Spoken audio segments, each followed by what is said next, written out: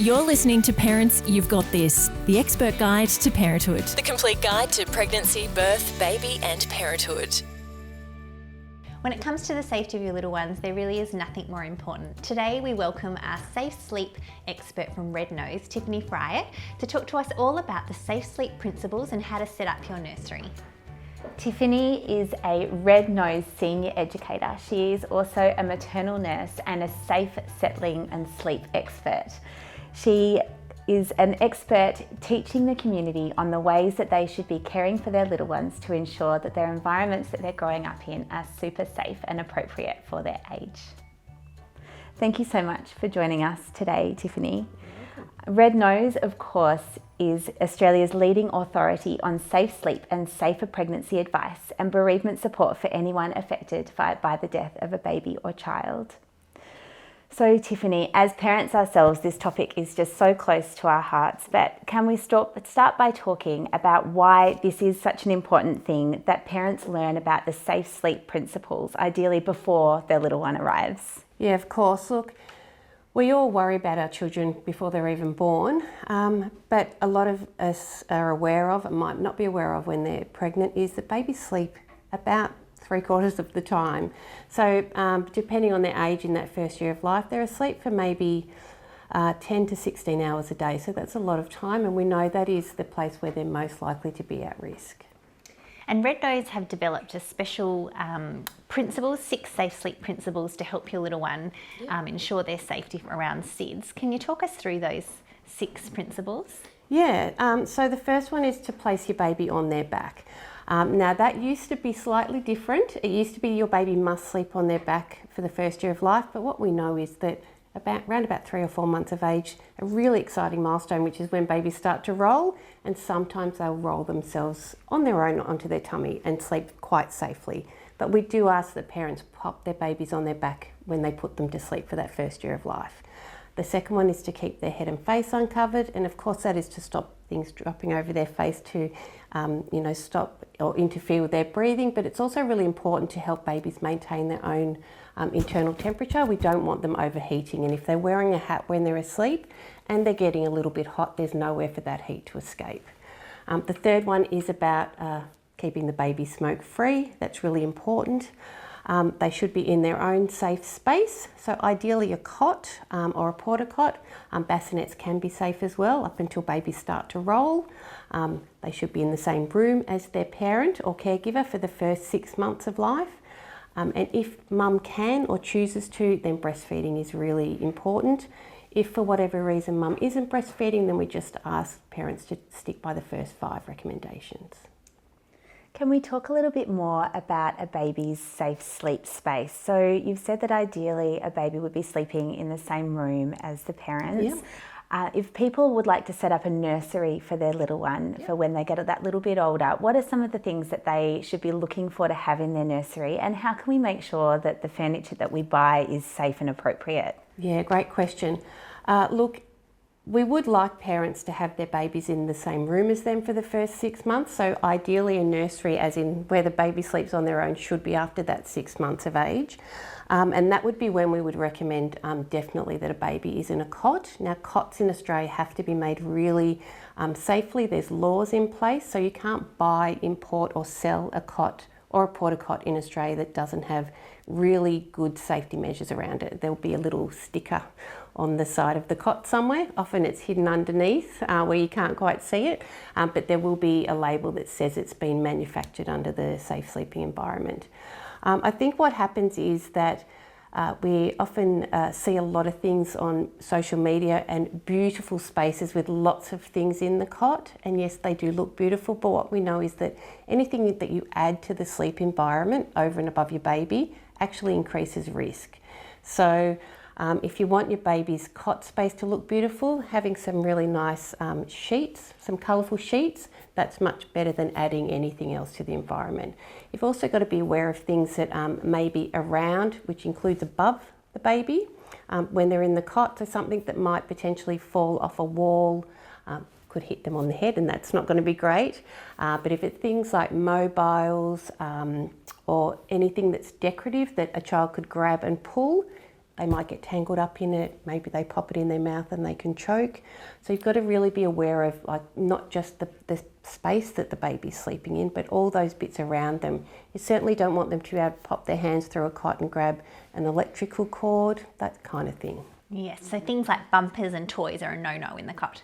Yeah, we do say that. Now, we do say no toys, and what we really mean is not lots and lots of toys, because what we also know is another beautiful milestone that babies hit at around about 7 or 8 months. It's called object permanence, and really it just means that they become aware of things and become attached to things. Often when babies get separation anxiety, when they get very upset when their parents disappear, when they've been okay.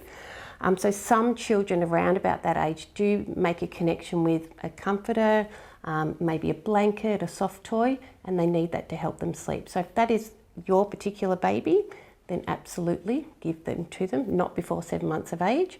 But when they're asleep, just move it far enough away that it's not going to get near their face and overheat them or, potentially suffocate them. Can we talk a little bit more in detail about bassinets, Tiffany? Yeah. So many of us live in houses with smaller rooms where we couldn't fit, a full cot in the bedroom with us. Can we talk about bassinets and when their use is safe? Yeah. Look, the thing about bassinets is that there aren't safety standards in Australia, so it's not that we're saying that bassinets are unsafe, but we don't have that really important rules around it, so we can say they are safe. So what we know is that there's two recommendations that are quite closely tied together, and that is the safe space and sleeping your child in the same room as you.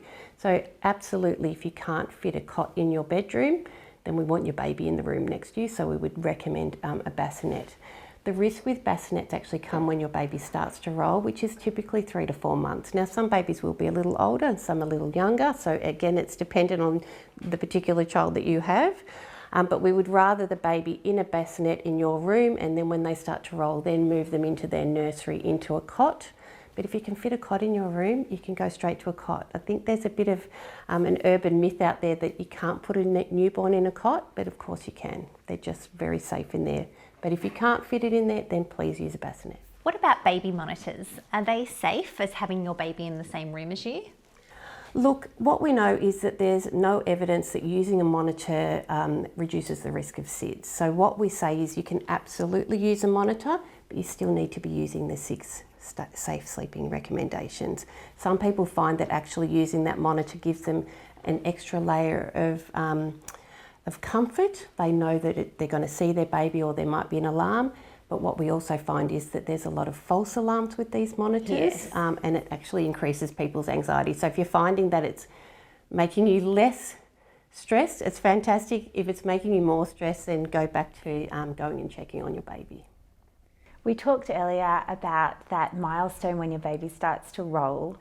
This can be quite stressful as a parent when you've been told that your baby needs to sleep on its back and all of a sudden it just won't. You put your baby down and it rolls over. And so, as parents, we wake up in the night, we think, oh, we've got to turn them back over, or they, what if they can't breathe? Can you talk to us a little bit about what we should do at that stage and how do we approach that milestone and embrace that milestone? Yeah, look, it's a beautiful milestone, but it does give you that almost immediate joy that your baby's done something exciting, and then the terror that's attached to it. Oh no, they're going to move on to their tummy. There is a very short period of time when babies can roll from their back onto their stomach, and then they can't quite manage the full roly-poly the whole way around. That's when we really need you to keep a closer eye on your baby. Actually doing some tummy time and helping them to roll themselves will help to get them to roll the full circle. But once they have successfully can roll onto their tummy and then flip all the way to their back, what we know is we all move in our sleep, we all reposition ourselves and we all resettle ourselves. We don't all go to sleep on our left side and wake up on our left side. So that's just what your baby's doing, and we want your babies to be able to do these beautiful milestones. We want them to roll. Yes, we want them on their back, we know that's safe, but we don't want parents, being stressed and awake all night panicking. If you notice that your baby has rolled onto their tummy, you can of course roll them gently back. More than likely though, you'll turn around and they'll flip themselves onto their tummy again. What about sleeping bags? They're hugely popular these days. Yeah, Are they safe? And are swaddles, which are probably less expensive, safe? Yeah, look, There's a bit of confusion about what is a wrap, what is a swaddle, what is a sleeping bag.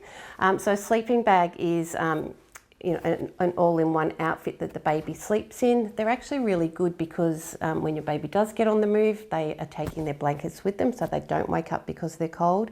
And of course they don't have blankets to get caught up and tangled under. So they are a good alternative. It's really important that they fit well, and by that I mean that the neck hole is not too tight. You don't want that, but you also don't want it too big. You don't want to risk your baby actually getting inside the sleeping bag. If you're choosing to use a sleeping bag, and actually you can use them from birth, but what you'll find from birth is your baby probably won't settle as long as a baby that is wrapped. Just be aware that they come in different, what we call a TOG. A TOG layer is, I believe, out of the Scandi countries, and it's about how warm it is. So, a TOG 1 would be summer, TOG 2 probably most Australian winters, and TOG 3 would probably be outdoor camping. So you wouldn't put your baby in a high TOG sleeping bag in summer. When it comes to newborns, particularly that first 3 months of life, they actually settle better when they are wrapped. Red Nose recommends just using cotton or muslin swaddles or wraps. And the reason we prefer that is because they've generally got a little bit of give in them. They're much thinner. They've got almost like an open weave, so there's less likelihood that the heat will become trapped. But the beautiful thing about them is that they're actually held in place by the baby's own body weight. So if they do roll themselves for the first time and it's unexpected and you weren't, anticipating it, then just the act of rolling actually loosens that wrap, and they're more able to get their hands out so they can get them nice and close to their face. They can push down, use that strength they're building up with lots of tummy time, so they can lift their head, their chest up, and they can move their head outside of the mattress and away from danger. What about the ideal temperature of a baby's room, Tiffany? Is it important that we keep the ambient air, really warm, or should it not be too warm? How do we know that our house or that our baby's room is the right temperature for them to have a good sleep? It's a really good question. It's a really common question, and it's also a little bit difficult to answer because Red Nose is all about evidence-based, and I'd love to be able to say 19.2 degrees is the temperature your baby's room needs to be, but we don't have that information. So what we say is the room should be comfortable for yourself. If it's comfortable for you, it's comfortable for your baby. If you walk in and you suddenly go, oh, I need to put a blanket on and maybe, put the heater up, it's too cold for your baby. The same if you walk in there and you suddenly need a cold drink and take your cardigan off, it's going to be too warm. I think something that some parents worry about is their babies getting cold, and what they do is they'll feel their hands, or maybe they'll give them a little kiss or touch their face, and their ears, their cheeks, their nose can all be chilly. But actually what we want is their chest or their torso to be nice and warm. So if parents are worried about their babies being too hot or too cold when they're sleeping, the best way is to touch their tummy with your hand. But again, no one wants to wake a sleeping baby by unzipping them and undressing them. So popping a couple of fingers down and feeling the chest area, and it should feel nice and warm. If it's chilly, then yes, they're cold, they need another layer. If they're hot and sweaty, sticky, clammy, they're already too hot and we need to reduce the heat. That's a great tip. And so parenting raises so many questions, and that's what I just love about Red Nose. You touched on the fact that you're evidence-based, which is what parents need. You've got a huge amount of resources, but there is one resource which I think parents don't know about, which they should, and it's your safety helpline. Yes. Yeah, so we have a 1300 number that you can call Monday to Friday, 9 to 5. That's on the Melbourne time. So if you're in other parts of the country, you need to think about the time difference. But we have one of our educators on the end of the phone line during those times to answer all your questions. We can email you responses and extra information, but the good thing is if we don't know the answer, we want to know why we don't know the answer, and we will find out and we'll get that to you.